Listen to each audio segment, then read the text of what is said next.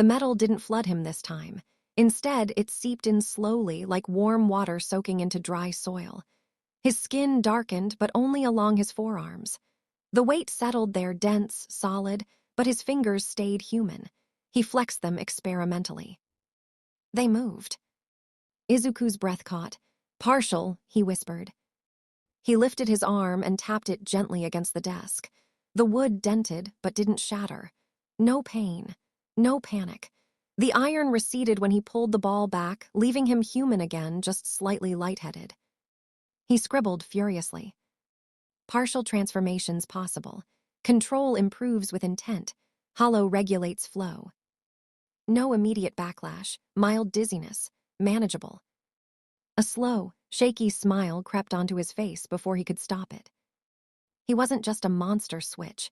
He wasn't stuck choosing between boy and thing. He had control. The smile faded as another thought crept in, colder and sharper. Eraserhead. Izuku pressed his lips together. The hero had been close. Too close. If he'd looked just a little harder, if his eyes had lingered just a second longer. Heroes didn't like vigilantes. Heroes arrested them. And Izuku didn't have a license, didn't have training, didn't even have a name for what he was. He closed his notebook slowly and hid it beneath the mattress, then lay back on the bed, staring up at the ceiling. His body felt heavy in a way that had nothing to do with iron. "I saved her," he whispered to no one. The hollow in his chest warmed faintly in response, almost approving. Tomorrow, he decided, he'd test limits. Weight, duration, materials, he'd be careful, he had to be careful. Because now that he knew what he could do, there was no way he could pretend to be helpless ever again. The walk to school felt longer than usual. Not because the distance had changed, but because Izuku was counting every step. 72 steps from the orphanage gate to the cracked sidewalk, 211 to the crosswalk. He cataloged them automatically, the way he always had, except now each number came with an overlay of new data. If I transformed here, how much structural damage would I cause? If someone saw, how many witnesses before heroes were called? If Eraserhead was still in the area, would my quirk activate before his eyes erased it? That last thought made his stomach twist. Izuku hugged his backpack closer to his chest, fingers curling unconsciously near the hollow. It stayed quiet, no warmth, no pulse, but that almost made it worse. Dormant systems were still systems. Anything dormant could wake up. By the time he reached the school gates, he'd already constructed and dismantled 6 separate contingency plans. None of them felt good enough. Class was a blur of chalk dust and murmured conversations. Izuku sat rigid in his seat, back straight, eyes forward, the image of a model student. Inside his head, chaos reigned. Quirk classification. Transformation, yes. Emitter, possibly absorption without direct contact after initial intake. Mutant, no permanent external traits except the hollow. Except the hollow. He scribbled diagrams in the margins of his notes. A simplified human torso, the coin-sized void marked and circled repeatedly. Arrows pointed inward, outward. Spiral annotations filled every gap. Is it a storage space or a gateway?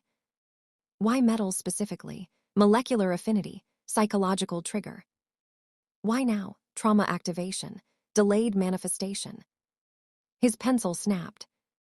Izuku froze, staring at the broken tip like it had betrayed him. Slowly, carefully, he picked up the pieces and slid them into his pencil case. He flexed his fingers under the desk. Still human. Good. Bakugo's laughter cut through the classroom like shrapnel. Izuku flinched automatically, shoulders tightening. He didn't even need to look to know where it came from. If Bakugo hits me now, and I reflex transform. Iron density versus bone density. Outcome catastrophic for him, for me, for everything. No, that couldn't happen. Izuku pressed his knee hard against the underside of the desk, grounding himself in the dull ache. He forced his breathing to slow, counting inhales, counting exhales, forcing the hollow to stay silent. Rule 1. No transformations at school. Rule 2. No emotional triggers. Rule 3. If rules 1 or 2 fail, run. He added a tiny star next to Rule 3. Lunch was worse. Metal trays, steel benches, forks clattering, vibrating faintly in ways he'd never noticed before. His head ached with awareness, like every piece of metal in the room was suddenly loud. Not calling to him, not exactly, but present in a way that made his skin itch. He ate quickly and left early, notebook open in his lap as he retreated to the edge of the schoolyard. Hypothesis: proximity sensitivity increases post-transformation exposure. Concern: passive absorption, environmental bleed-through. Test required: controlled proximity, no hollow contact. He paused, chewing on the end of his pencil. Controlled tests meant privacy. Privacy meant isolation. Isolation meant... His chest tightened. He shut the notebook. Overthinking could wait. Survival came first. After school, he didn't go straight home. Izuku detoured. The abandoned construction site near the river was quiet, fenced off, ignored. Rusted beams jutted from the ground like broken ribs. Perfect. Dangerous but predictable. He slipped inside through a gap in the wire, heart hammering, not from fear but anticipation. He pulled the iron ball from his pocket. Held it. Didn't activate it. Just held it in thought. If I absorb this and partially transform my legs. Weight increase versus ground pressure. Could I anchor myself against knockback? What about distributing mass unevenly? Would that destabilize me or enhance momentum? His mind raced faster, brighter, sharper than it ever had before. Not frantic, focused. The hollow warmed. Izuku swallowed. Not yet, he whispered, more to himself than anything else. I need more data first. He tucked the iron ball away and left the site untouched. Walking home, his steps felt lighter, not because he was less afraid, but because he understood something important now. His quirk wasn't just power. It was a system. And systems could be learned. Optimized. Controlled. Izuku's fingers curled into a small, determined fist as the hollow pulsed faintly in time with his heartbeat. Whatever the hollow was, he was going to master it. Aizawa Shouta hated loose ends. They itched at the back of his mind, persistent and irritating, like a strand of hair he couldn't quite brush away. This one had been bothering him since the beach incident, since the moment he'd restrained the squid-type villain and realized there should have been more evidence than there was. A lot more. He crouched beside a warped refrigerator door, fingers brushing the metal without gloves. The dent was unmistakable, a single impact point, concave. Edges folded inward with brutal efficiency. Not blunt force trauma, he muttered. Compression. Something heavy, dense, very dense. The police report said unknown vigilante, provisional name Iron Vigilant, based on witness testimony and residual material traces. Witnesses always exaggerated, but the damage didn't. Aizawa had seen power quirks, strength enhancers, even metal manipulation before. This didn't match any of them. He stood, eyes scanning the area. The sand was disturbed, deep footprints, spaced unevenly, like the subject's mass changed mid-stride. Some steps sank far deeper than physics should have allowed, others barely marked the surface. Transformation quirk, then, or modular mass. Aizawa exhaled slowly through his nose.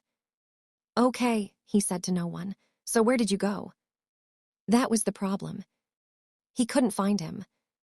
No follow-up sightings. No CCTV hits that made sense. No hospital admissions for severe recoil injuries. No abandoned clothes. No reports of metallic residue beyond the immediate area. The trail didn't just go cold. It ended, like someone had hit a switch. Aizawa hated switches. He'd spent the last 3 nights canvassing likely patrol routes, staking out scrap yards, construction sites, anywhere a metal-based quirk user might gravitate toward. Nothing. Not even rumors. Vigilantes usually made noise by accident if nothing else. This one hadn't. He leaned against a rusted car, eyes half-lidded, scarf stirring faintly in the night breeze. Possibility 1. The vigilante fled the area permanently. Unlikely, too clean, no panic behavior. Possibility 2. Underground support network. Also unlikely, no chatter, no known handlers. Possibility 3. The subject can disengage their quirk completely. Aizawa's eyes opened fully. That was interesting. Most transformation quirks left something behind. Altered physiology, residual tells. Even the best shapeshifters slipped eventually. But whoever Iron Vigilant was, he'd gone from a walking mass of iron to nothing in seconds. No heat signature spikes. No power drain fluctuations. No recorded quirk erasure effects during the encounter. Aizawa was sure of that. He'd activated his quirk instinctively when restraining the villain. And yet, "If I erased you," he murmured, "why didn't anything happen?" No flicker, no destabilization, no metallic collapse. Almost like there was nothing active to erase. That thought sat wrong in his chest. Absolutely, this is a fantastic narrative moment to lean into parallel thinking and near misses. I'll structure this as interwoven POV sections mirroring thoughts, phrasing, and conclusions without either of them realizing it yet. Think of it like two investigators circling the same truth from opposite sides. Izuku didn't transform. That alone felt like a victory.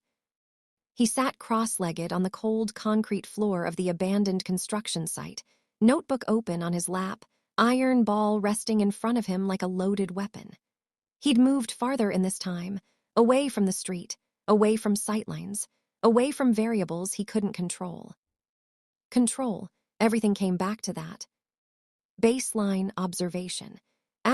Iron form activates only when metal is fed into the hollow. Secondary observation. Absorbed material does not immediately exit unless forced. Tertiary observation. Form responds to intent. He underlined the last one twice. Intent wasn't measurable. That bothered him. Izuku picked up a rusted washer from the ground, small, light, barely anything at all, and held it between his fingers. He didn't push it into the hollow. Instead, he closed his eyes and focused on the idea of iron. Density, weight, structure.